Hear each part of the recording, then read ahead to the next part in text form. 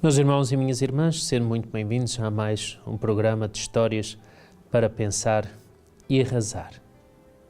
Se há uma coisa que por vezes nós escutamos, até mesmo na imprensa, é milagres.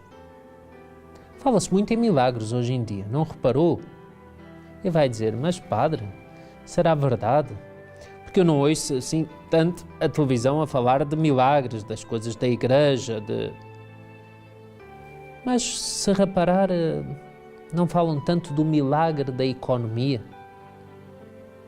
Não falam tanto, às vezes, quando alguém escapa um acidente, até nos vídeos que às vezes colocam na internet, ou que colocam por aí, que escapou por milagre.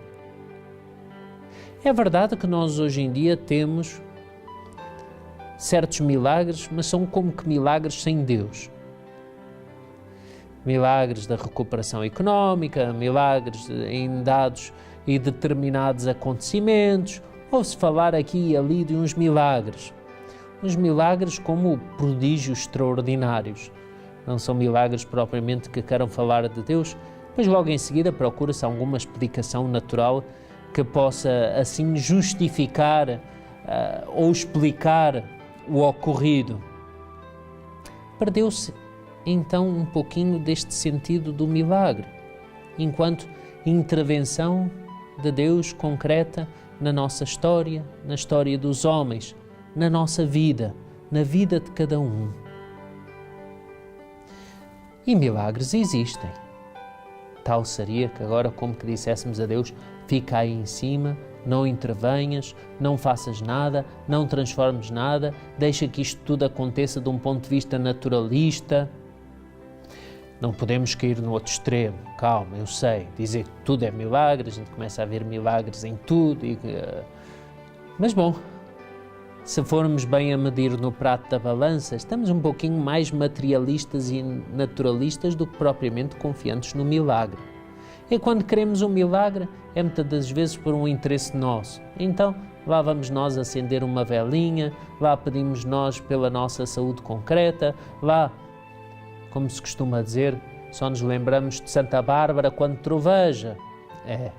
Pois é, às vezes só nos lembramos de Deus também um pouquinho na preocupação. E então vamos atrás dos milagres, fazemos as promessas. Bom, devemos ter esse cuidado também, não é verdade? Mas eu queria vos falar de milagres dentro de um contexto particular. Sim, é que esta semana há um santuário aqui na nossa Europa, um santuário que até há pouco tempo, não sei se as estatísticas se mantêm, era o mais visitado da Europa, onde acontecem muitos milagres. Um santuário conhecido pelos seus milagres.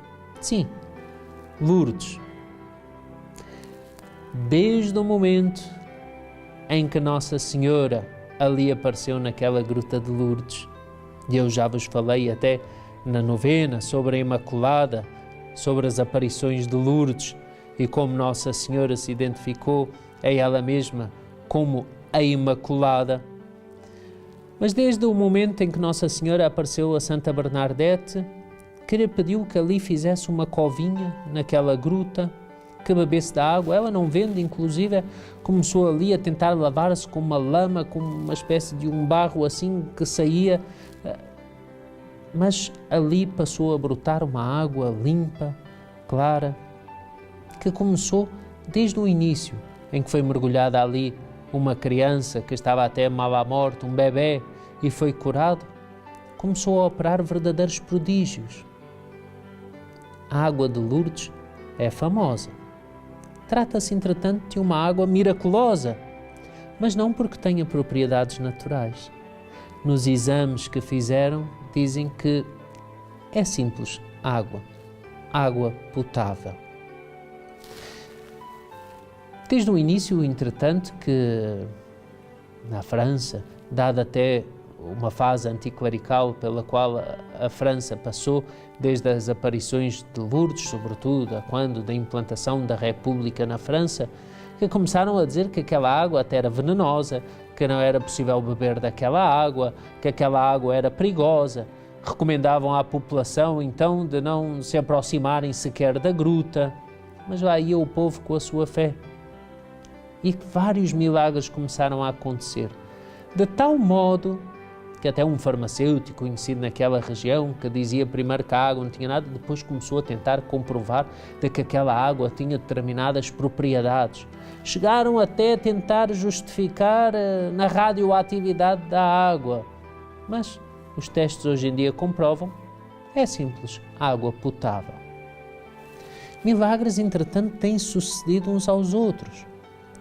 Antigamente, quem visitava, inclusive a Gruta de Lourdes, via uma cordinha esticada e nessa cordinha estavam várias muletas que ali tinham sido penduradas das pessoas que tinham entrado de muleta e tinham saído lá aos pulos, aos brados, aos gritos de alegria, porque tinham sido miraculadas.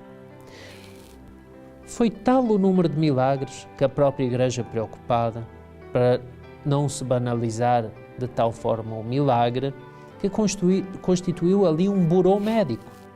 Um burô constituído por uma equipa médica séria, de muitos, inclusive, médicos não crentes, que ali então começaram a investigar os milhares e milhares e milhares de casos, porque já são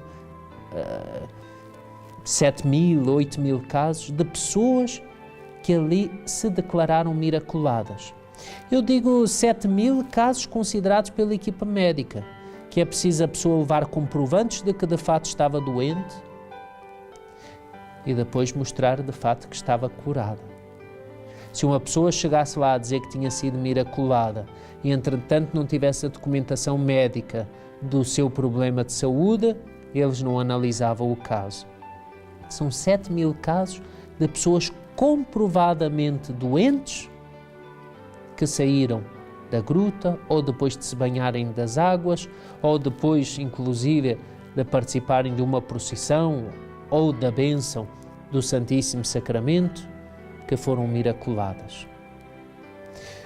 Houve um caso até extraordinário de um médico que estava, a quando das aparições, junto à gruta. Foi um médico chamado José, que inclusive analisou as pulsações de Bernadette enquanto ela tinha, dizia esse médico que não acreditava, as supostas aparições ou aqueles êxtases.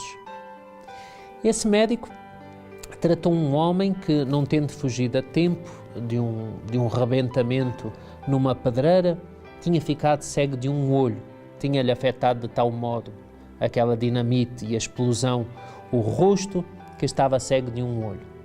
E frequentava o consultório daquele médico que lhe dava umas gotas dentro da medicina da época para tentar aliviar as dores. E um dia o paciente, o homem que estava cego de um olho, disse: e se eu fosse à Gruta de Lourdes? Dizem que estão a acontecer tantos milagres lá.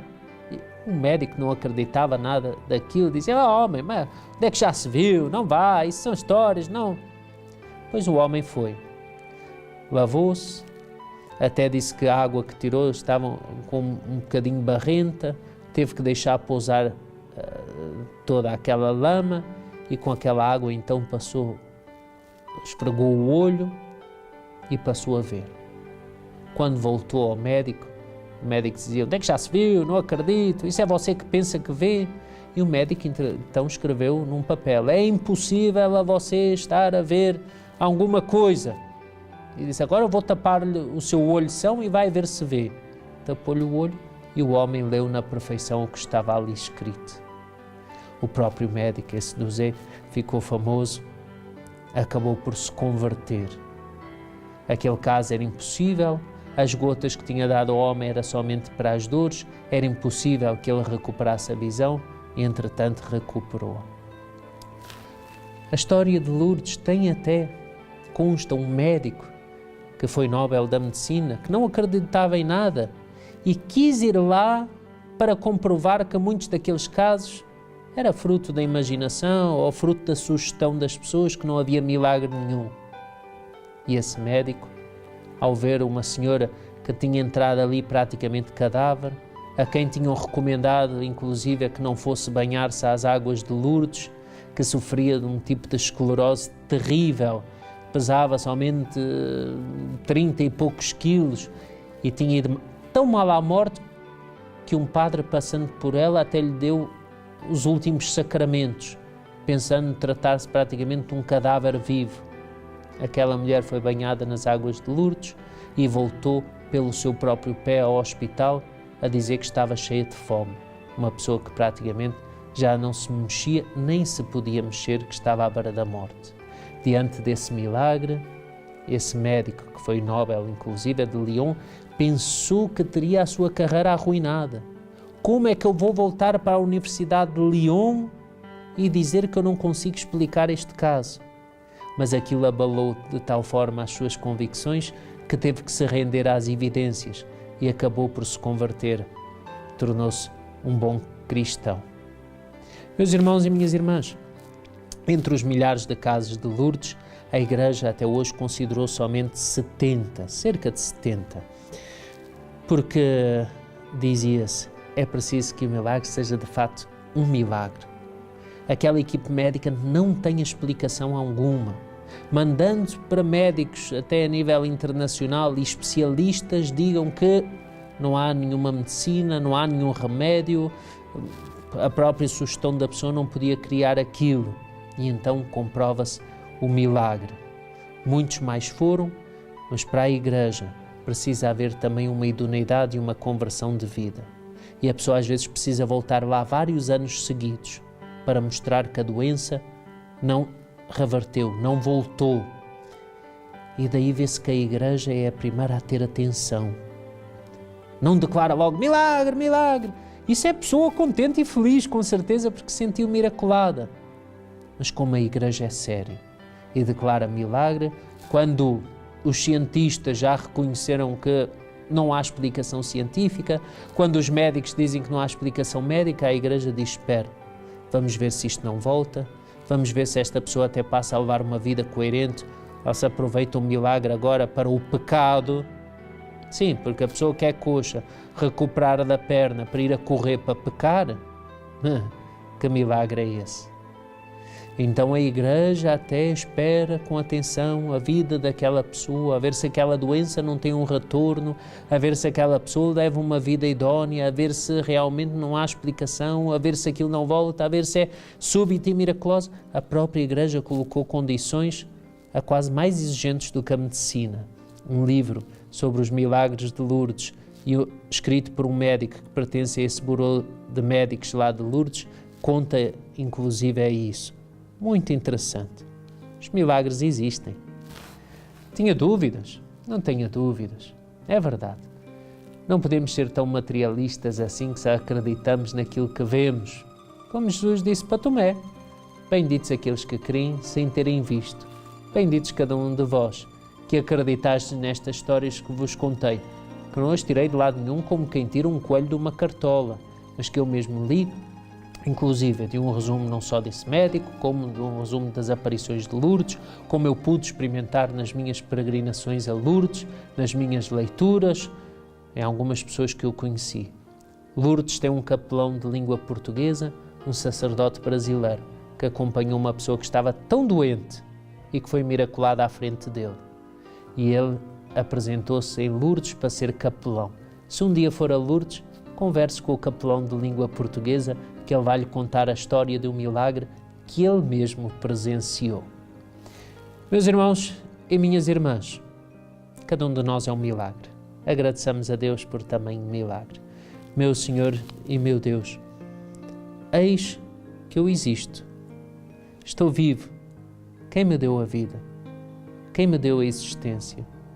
Se eu existo, é por um dom, uma graça. Quero considerar-me a mim mesmo, não por algum fenómeno extraordinário, mas pela minha própria existência e pelo amor que tendes por cada um milagre. Eis então, cada um de vós, aí, milagres, como eu sou um milagre, como nós só nos podemos considerar um milagre do amor de Deus. Fiquei com tantos milagres. Até ao próximo episódio, se Deus quiser.